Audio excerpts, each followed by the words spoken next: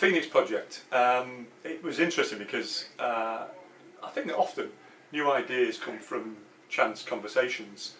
And there's a friend, it was a colleague of mine initially in the NHS.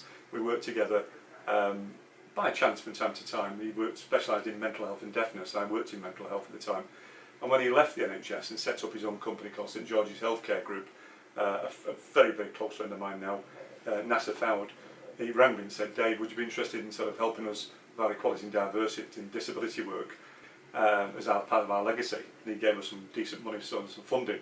And in return he said, "Dave, I want you to come and inspire with your story a group of young people that we've got in a charity that we're launching called St Mark Universal Cops Care."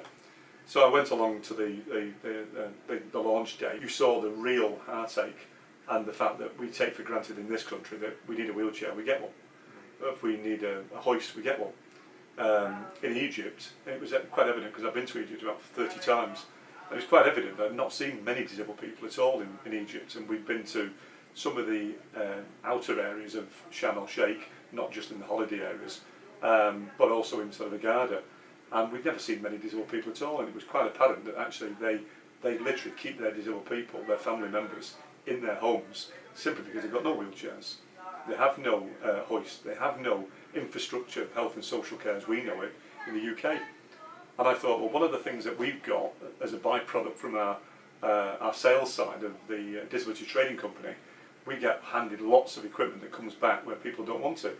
Equally in the NHS, I remember working with home loan stores in the NHS and realising that actually they have a cut-off limit of any equipment under a certain price. It's returned, it isn't refurbished because it's not feasible to refurbish it. So I made a pledge then on the night, on stage, live in front of 400 people, that we would work, Warrington Disability Project would work with St Mark Universal Cops Care to actually find equipment they could use in their cottage hospitals they were building, and hence the Phoenix Project. If there's anybody out there who's got equipment that's theirs, please, we don't want NHS equipment unless they give it to us, but if they've got equipment that they're actually not using, we've actually got people that can definitely use it, and it can change lives massively. Things we take